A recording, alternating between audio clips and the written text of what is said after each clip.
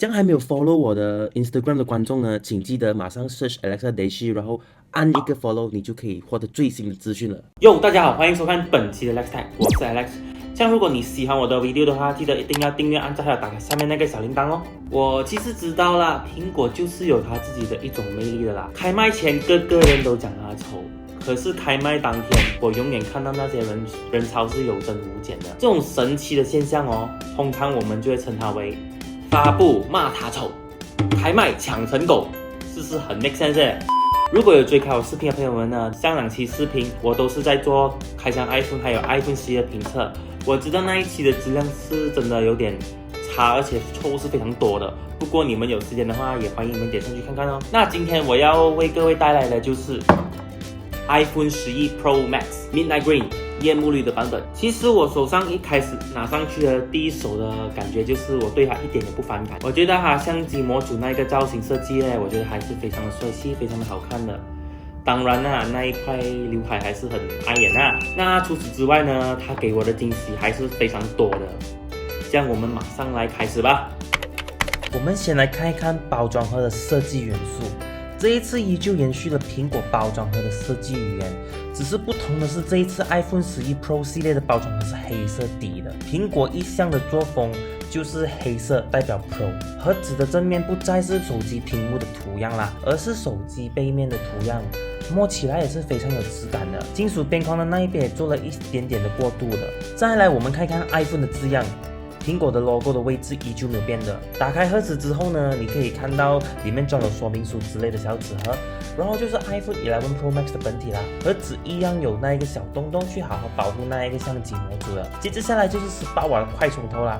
由于我在台湾买的，所以这个当然是台湾的插头啦。如果有看上一期视频的朋友们呢，也知道我有吐槽过 iPhone 11的随附那一个插头是代代相传的5瓦。你要知道有多慢哦，你要看到几时哦。18瓦的充电速度一定是比5瓦快很多的啦。然后就是 Type C 的耳机，依旧已经是没有给那个转接头了的啦。数据线是1 m 的 Type C to Lightning 充电线。说真的，当初我下定的时候，我还是觉得非常冒险的，是因为官网图那个绿是比较鲜明一点的。但是我拿到实机上手之后，我真的是醉了，那一个颜色又一次俘虏我的心啦。这一次的主体的尺寸跟 iPhone XS Max 是一样的，也是采用了 Stainless Steel 的边框啦。唯一不同的是，这次采用了磨砂玻璃作为它的玻璃背盖，这种质感好的是不会沾指纹，这种磨砂质感也带出了非常昂贵、非常高档的感觉。除此之外啦，这一次苹果的 logo 也是往中间移去了啦 ，iPhone 的字样也是没了，相对来说更为简洁、更为低调。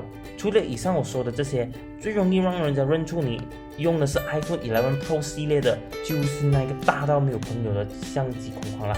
这个人人所愁的边框却是本次 iPhone 11最大的改动，就算是方圆100里也看到你的豪气在散发着呢。屏幕这一次是采用了6.5寸的 Super Retina XDR Display， 那跟上一年有什么差别呢？差别大咯。屏幕从100万比1的对比度升级到去200万比1的对比度了。我也许拍不到那一种清晰度给你看，等 iPhone 11正式在马来西亚 launch 的时候，你可以去那些门店体验一下的。那个前所未有的清晰度和观看体验都是上了一个档次的。看 HDR 影片的时候，你会觉得那一些色彩跟光线是比较鲜明的，所以它的最大亮度也去到了1200 nits。这样我用 Note 10 Plus 来比较一下啦。我看了 iPhone 11 Pro 的屏幕之后，我没有感到过任何的不适，反而 Note 10 Plus 看久了之后，我的眼睛会越来越干这样子。音响这方面是跟 iPhone 11一样的，拥有杜比全景声，所以这里我就快速带过啦。这是 iPhone 11 Pro 系列呢，是全部取消了 3D Touch 的。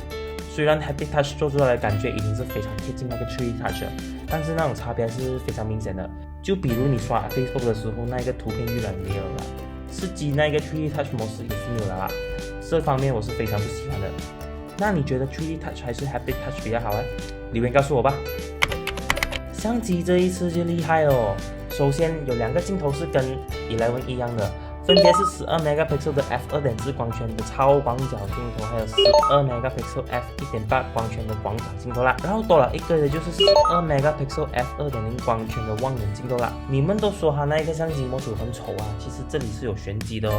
如果有用过 iPhone 的话，都知道他们放大的时候，几乎上那个镜头的切换是没有段落感的，那是因为相机的排列是非常重要的。我给你看看 Note 10的啦，你试试看到他们切换相机的时候是有点卡顿这样子的嘞。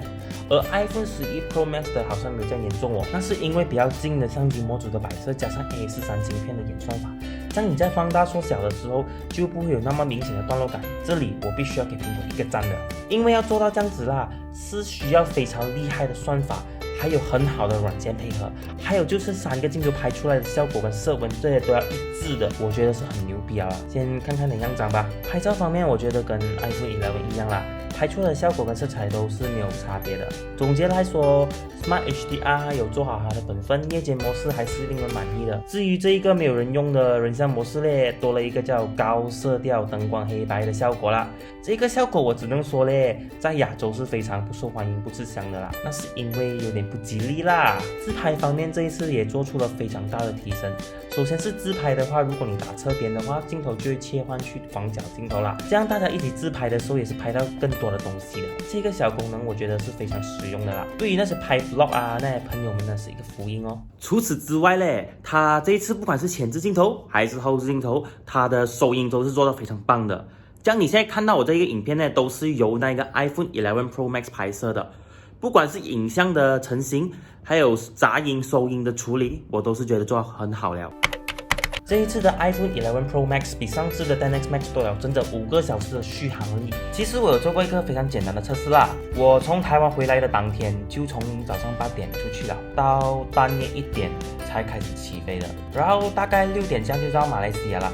期间我是没有用过任何的行动电源，竟然大概还剩15%这样哦。我觉得出街不再需要行动电源，对于便携性来说还是有非常明显的提升的。性能方面我就不说啦，反正那么贵的手机，如果连基本的吃鸡什么的都玩不了，这样不合逻辑啦。总结来说，相比起 iPhone 11啦 ，iPhone 11 Pro 系列的表现的确带来了非常多的惊喜给我的。苹果依旧把成熟的科技带给我们，虽然是要等比较久啦。如果你给我选多一次，我依旧会选择成熟屏而不是半成品哦。A13 Bionic Chip 的性能和表现依旧是非常惊艳的，然后屏幕体验真的是非常完美了。那其实我今年也看到苹果有放了很多精力还有努力在他们的 iPhone 他们的产品里面，那是因为我很久都没有期待过 iPhone 了。以前8还有 10S 的时候，我其实一样会期待他们的产品，我一样会去看他们发布会，只是他们的东西不会再让我惊艳了。而这一次我是抱着非常期待的心情去拿这台手机的，结果并没有让我失望哦。那迟点我会做一个 Note 10 Plus 还有一个 iPhone 11 Pro Max 的视频，